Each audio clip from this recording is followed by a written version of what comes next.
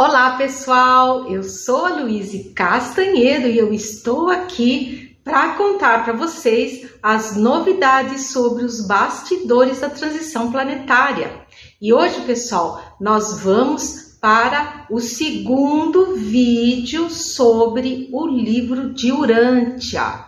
E hoje nós vamos abordar o assunto sobre Deus e o universo. Então, gente, vai ser uma série de 3 vídeos que nós vamos fazer para analisar a parte 1 e a parte 2 desse livro de Urântia, tá? Não deu para condensar mais, é muita informação, é muita coisa, então a gente achou melhor trabalhar mais vídeos para que os conceitos possam ser melhor abordados e explicados. Mas antes de eu começar essa segunda parte com vocês aí, vamos rodar a vinheta.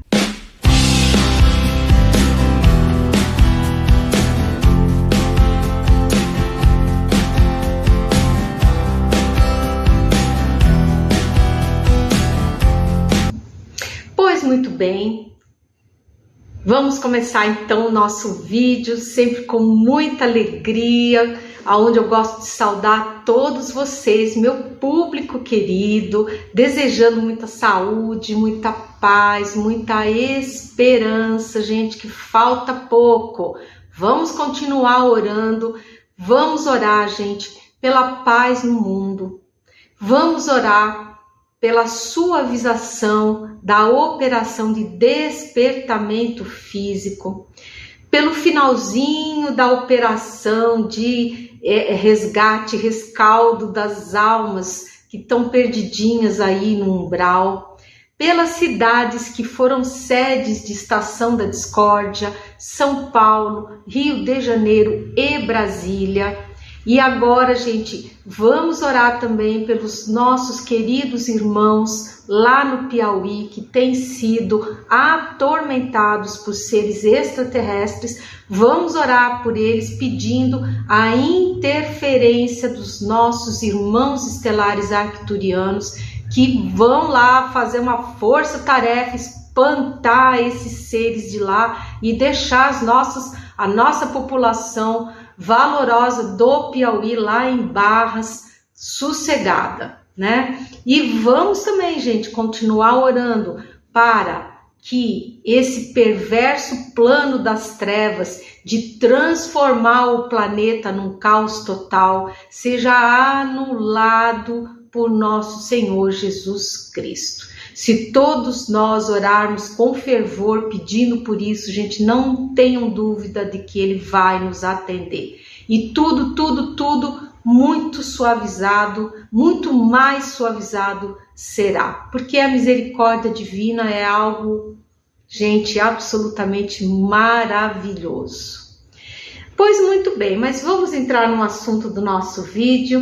E hoje nós vamos falar sobre a relação entre Deus e o universo. Vamos falar sobre a natureza do tal Cristo Miguel, que é citado no livro de Urântia. Vamos falar também sobre os 7 espíritos mestres, sobre Caligástia, também sobre a questão das auto-outorgas, que é muito interessante, sobre o mundo moroncial e sobre as raças coloridas. Todos esses assuntos encontram-se inseridos na parte 1 e 2 do livro de Urântia, que nós estamos agora lançando luz sobre ela e fazendo a análise junto à espiritualidade. E quem está nos dando todas essas informações é o nosso queridíssimo capitão, que é ele é o meu mentor aqui da segunda, da equipe do Segundo Império, da qual eu faço parte também, e ele manda muito bem, ele sabe das coisas, então ele recebeu esse encargo de nos ajudar a compreender melhor o que é verdade e o que não é verdade dentro desse livro gigantesco aí, que é o livro de Urântia. E vamos continuar com a nossa metodologia. Que metodologia é essa? Eu vou falando para vocês o que o livro de Urântia afirma e na sequência eu vou perguntando ao capitão se procede, se não procede, e ele vai dando todas as orientações do ponto de vista aí da espiritualidade. Então vamos lá. Relação entre Deus e o universo. O livro de Urântia, ele rejeita tanto o panteísmo quanto o deísmo. O que é o panteísmo? O panteísmo diz que Deus é o universo, que o universo é Deus. E o deísmo, o que diz? Que Deus criou o universo e se mandou, deixou a gente se virar, tá? Então o livro de Urântia, ele diz que não é nem uma coisa nem outra, nem Deus é o universo e nem tampouco ele criou o universo e nos abandonou, tá? Ao invés disso, o livro, o que o livro diz? Ele diz que Deus é um ser imanente, tá? O que é um ser imanente? É aquele que é presente em sua criação e também transcendente.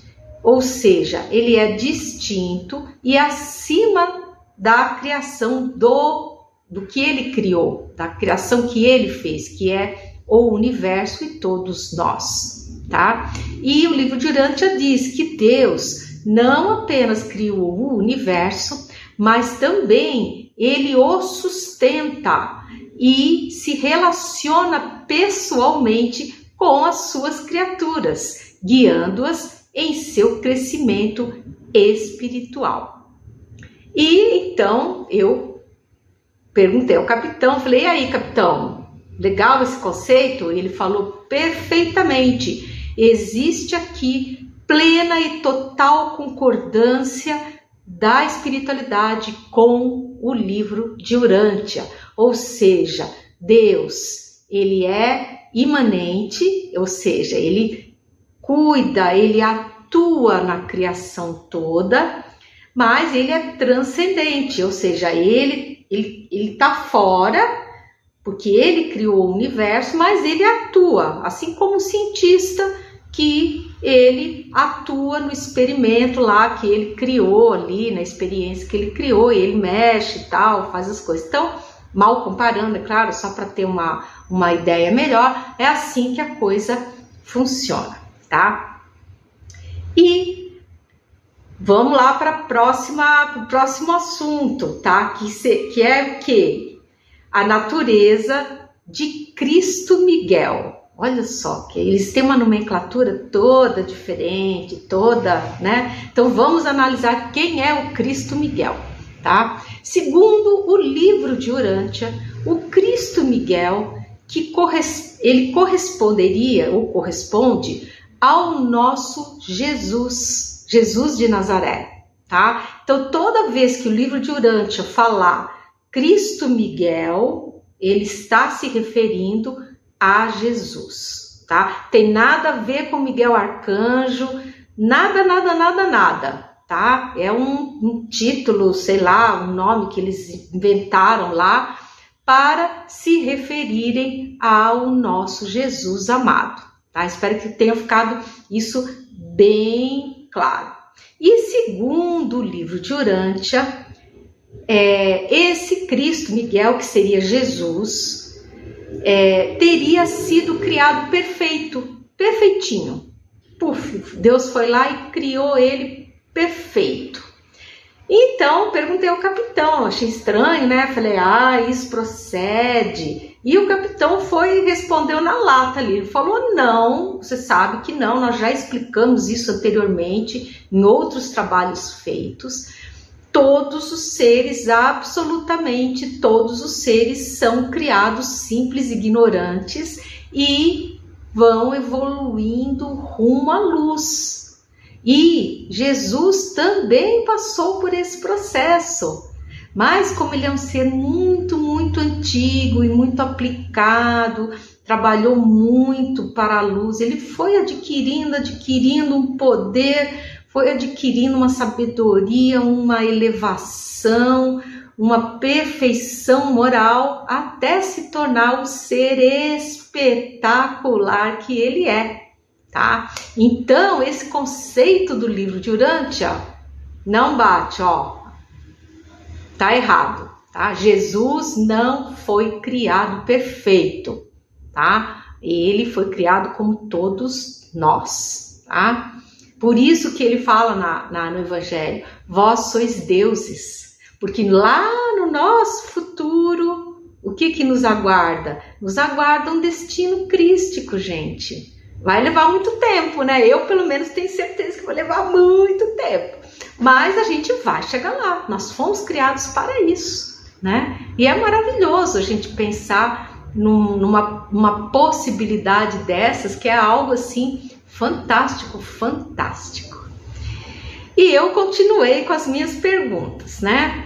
Falei assim, falei com o capitão, né? Porque segundo o livro de Urântia, pessoal, Cristo Miguel, ou Jesus, que é o nome que eles dão para Jesus, ele teria criado esse universo local, onde a Terra se encontra. E também ele teria criado esse universo junto com a tal mensageira divina, que eu já contei para vocês, que eles dizem que é a consorte divina, eles dão tudo uns nomes diferentes, tá? Que também é conhecido, eles também falam que é o espírito materno, tá? E que ele também teria criado o arcabouço, a base para as nossas mentes, tá? E eu então perguntei ao capitão se isso procede. E ele respondeu o seguinte, ele falou, os universos são criados por Deus, todos. Existem equipes angélicas que cuidam dos detalhes de cada criação. Tudo sob a supervisão dos Cristos. Então, nós temos, por exemplo, os arquitetos dos sistemas solares, que dispõem e arranjam os mundos e sóis dentro do que os Cristos desenharam em seus projetos. Tá? Ou seja, não é que Jesus chegou e criou o universo local. O que o capitão explicou é que os universos, eles são criados por Deus, ponto. E o que Deus faz? Deus designa equipes angélicas que vão cuidar dos detalhes de cada criação, tá? Por quê? Porque elas gostam de trabalhar com isso, porque Deus dá oportunidade para as pessoas trabalharem. Mas elas, tudo que acontece, essas equipes angélicas trabalham e operam, acontece sob a supervisão dos Cristos. Então eles supervisionam, tá? Mas não é que eles saem criando, é tudo, gente, Deus que faz, e os Cristos, junto com as equipes angélicas, vão montando os projetos de acordo com as necessidades, tá? No que diz respeito ao arcabouço da mente, isso é o capitão falando agora, é outro nome para que o livro de Urântia dá para os nossos corpos astrais, que são desenhados pelos Cristos e concebidos pelas equipes angélicas, onde as centelhas divinas são acomodadas, tudo sob a supervisão divina. Sempre lembrando que a criação das mônadas ou centelhas divinas é da competência exclusiva de Deus Pai, tá? Então é isso, gente. Se você estiver gostando do conteúdo aqui desse episódio, já sabe, gente, ó, aquele like, clica no sininho, compartilha o vídeo com quem ainda não conhece o nosso trabalho e Se você ainda não é inscrito, por favor, nos dê o grande prazer e alegria da sua inscrição. Bom, vamos para o próximo assunto então.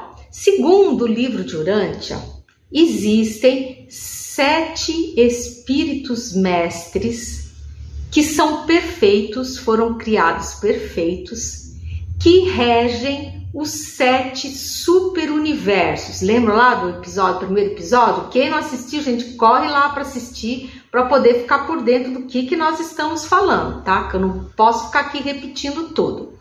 Enfim, então esses 7 espíritos mestres, que são criados perfeitos, eles regeriam os 7 superuniversos, tá?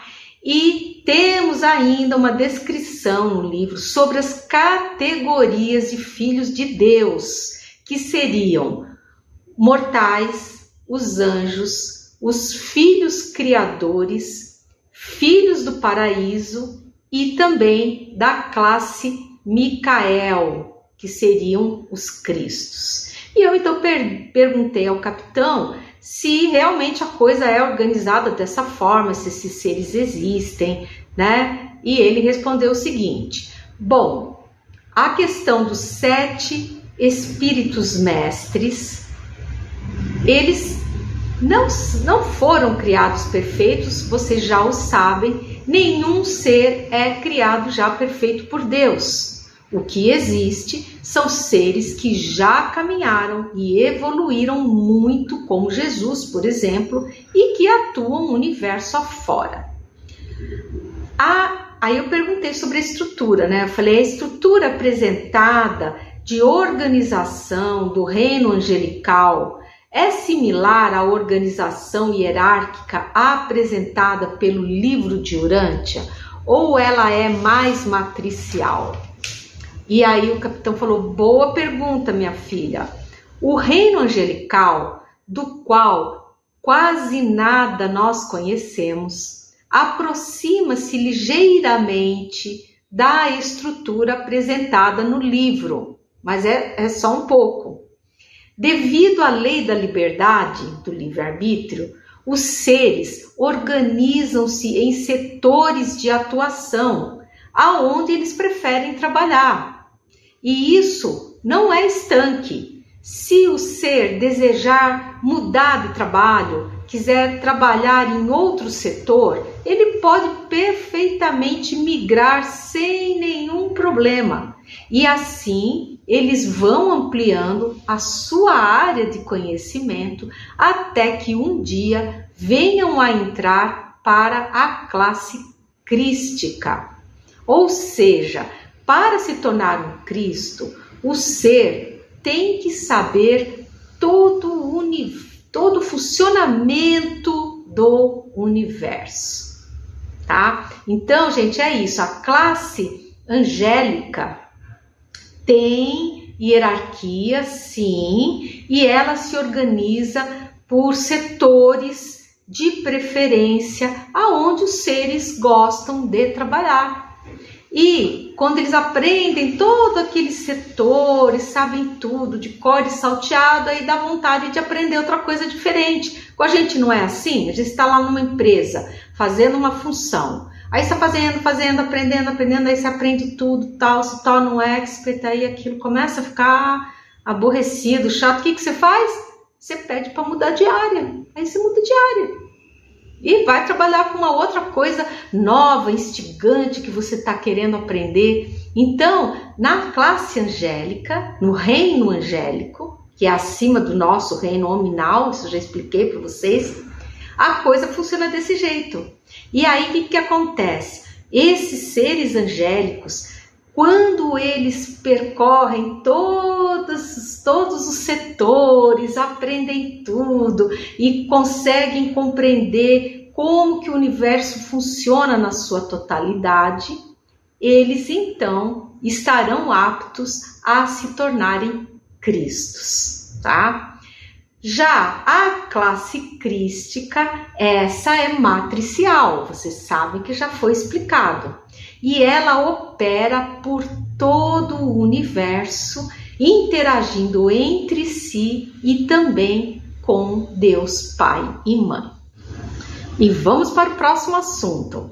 Segundo o livro de Urântia, na sua parte 2, que fala sobre os universos locais, eles dizem que cada planeta, cada orbe, teria um príncipe planetário, tá? E que o nosso, aqui da Terra, que é chamado de Urântia, pelo livro, por isso que é livro de Urântia, é o livro da Terra, né? O nosso príncipe planetário, ele se chamava, era o Caligástia, ou Caligastia, tá? Eu prefiro falar Caligástia, acho mais bonito, mas enfim.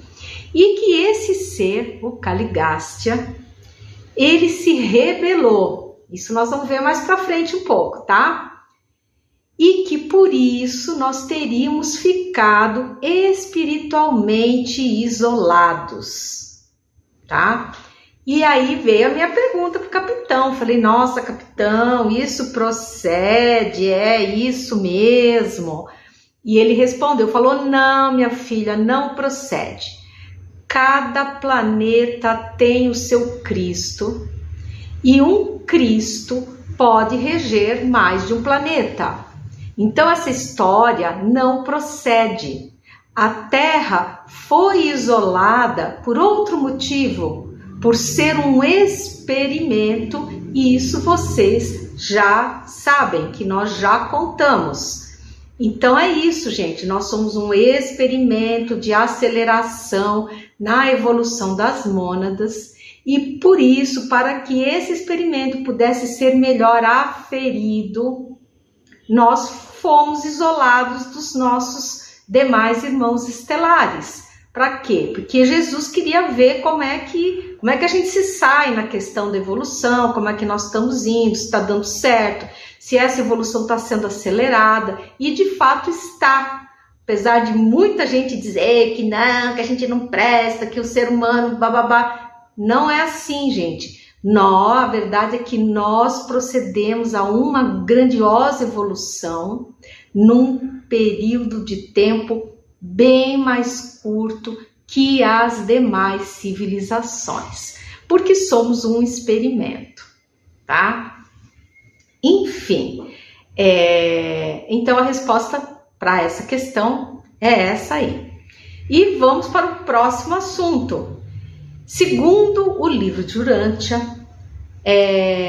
os filhos criadores ou Cristos Miguel são, porque assim, toda hora eles aparecem com nomes novos para a mesma coisa, você lê aquele troço e fica confuso. Pô, mal acabei de aprender que Cristo Miguel é Jesus, agora eles aparecem com outra nomenclatura, dizendo que são os filhos criadores. Eles ficam inventando um monte de nome e a gente, se não prestar bem atenção, a gente se perde no meio dessa confusão. Mas enfim, segundo o livro, os filhos criadores ou os Cristos Miguel são perfeitos na natureza e origem, mas eles precisam conquistar soberania plena sobre o seu universo local. E que isso somente acontece através do que eles chamam de 7 auto-outorgas, tá? O que são essas 7 auto-outorgas? Elas são ou seriam encarnes voluntários desses Cristos Miguel na forma de criaturas em diversos estágios de evolução. E que essas auto-outorgas, elas não serviriam para evoluir moralmente, como para nós, mas que elas serviriam para esses seres para adquirir experiência completa sobre os seres que governam, unir perfeição divina com a experiência vivida no tempo e no espaço, tornar-se soberanos de modo experiencial, não apenas de direito. Então, pessoal, segundo o livro de Urântia, O Cristo Miguel, que é Jesus, já seria perfeito divino por natureza, que a gente já viu que não é assim, e que ele teria que complementar essa perfeição com experiências vivenciais adquiridas nas tais auto-outorgas. E que isso não seria uma evolução moral para ele, mas uma expansão experiencial, tá? E eu achei aquilo danado de esquisito e perguntei pro capitão, né? Falei, e isso existe, capitão? Já sei que o Cristo não foi criado perfeito, mas o livro de Urântia diz que sim, né? E que ele precisa dessas auto-outorgas para adquirir experiência, para daí ele poder se tornar soberano do universo local que ele criou. Nossa, é bem estranho isso, né, gente? Não achei muito lógico, não, mas vamos ver o que o capitão fala. Ele disse assim: não funciona dessa forma descrita no livro. Como os Cristos evoluem como todos, eles vêm lá, eles foram criados simples e ignorantes como nós. Eles, durante o trajeto evolutivo deles, eles já passam por todos os estágios evolutivos, até eles atingirem a classe crística. Então, eles já têm empatia por todas as situações e não precisam dessas tais auto-outorgas para ampliar as suas experiências, tá? Então, o que a gente deduz? Esse conceito todo colocado no livro de Urântia não procede. Isso não existe no mundo espiritual. Nenhum Cristo necessita de auto-outorga, coisa nenhuma. Por quê? Para ele chegar ao ponto de ser Cristo, ele já passou por tudo. Então, ele é um ser que tem uma experiência já enorme, tá? Então, isso é um conceito falho, incorreto dentro do livro de Urântia, tá? Porque o livro de Urântia diz, Jesus foi criado perfeito, mas ele precisa adquirir experiência. Pombas, se o ser é perfeito, como assim ele precisa adquirir experiência? É alguma coisa ali que não tá legal do ponto de vista lógico, tá? E não tá mesmo. Tanto é que o capitão veio aqui e matou a questão, tá? Então isso não existe no livro de Urântia, tá? E vamos partir então para o próximo assunto. E o próximo assunto é o mundo moroncial. E aí eu perguntei, né? Falei assim, porque o livro de Urântia, ele fala do mundo moroncial. E que esse mundo moroncial, ele seria um estado intermediário entre o material e o espiritual. E eu então perguntei ao capitão se isso procedia. E ele respondeu, ele falou, olha, o que o livro de Urântia chama de mundo moroncial é o que nós chamamos de quarta dimensão, ou seja, o mundo dos perispíritos, o mundo perispiritual que nós vivemos aqui no planeta. Então, quando a gente desencarna, a gente vai para o que seria a quarta dimensão, que o livro de Urântia chama de mundo moroncial, tá? Então é isso aí. Mundo moroncial é o mundo que nós vivemos aqui no planeta quando desencarnamos. É isso aí, tá bom? E vamos para o último assunto, que são as raças coloridas. O livro de Urântia, ele afirma que existiram no passado, aqui na Terra, em Urântia, raças coloridas. E que essas raças coloridas, elas teriam se fundido e desaparecido. E essas raças seriam a vermelha, a laranja, a amarela, a verde, a azul e a índigo. E aí eu achei aquilo estranho, perguntei pro capitão, falei, nossa, isso é verdade, capitão? E ele explicou, ele falou, olha, as raças citadas no livro de Urântia são as diferentes raças que aqui já estiveram quando a Terra era o chamado mundo de transição, não confundam com transição planetária, tá? O mundo de transição, ele foi citado por Allan Kardec, isso está no Livro dos Espíritos, tá?